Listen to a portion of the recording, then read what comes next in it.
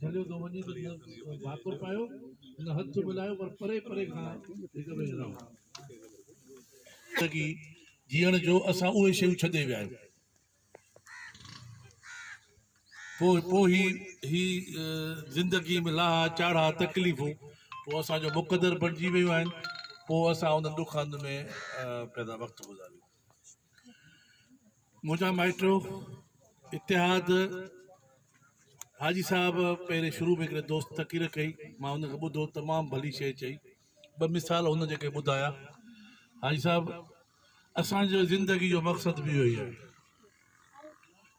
शुरू में ईअं कोन हुयो माज़ी ते वरी अचूं कोन था वरी इहो डिबेट बहस वरी कंहिं ॿिए पासे हले बि थो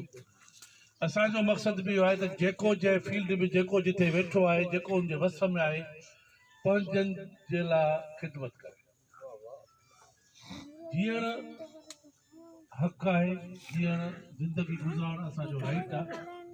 पर पंहिंजो या पंहिंजे औलाद जे जीअण खां बहितर आहे तव्हां ॿियनि जे लाइ जियो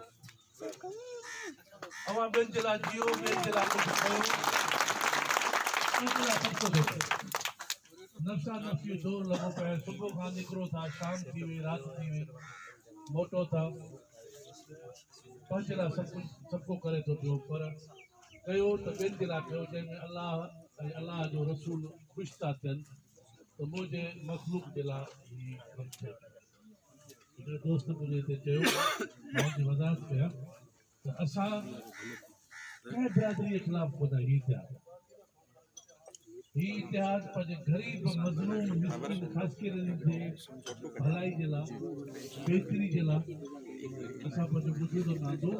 मरहूम SP अली नवाज़ ख़ासकेरी जेको असांजो बानी हुयो हालात बबड़े थी 13 नवंबर 2016 वजूद नांदोसीं कंहिंजे ख़िलाफ़ु कोन आहियूं ॿियूं राज ॿियूं बिरादरियूं असांजूं ॿाहिरि आहिनि असां उन्हनि सां गॾिजी पंहिंजे माइटनि जा पंहिंजे अज़ीज़नि जा लुड़क जेके वहनि था जेके तकलीफ़ूं आयूं आहिनि असां उन्हनि जो अज़ालो करणु था चाहियूं उन्हनि बिरादरियुनि खे सिर्फ़ु ही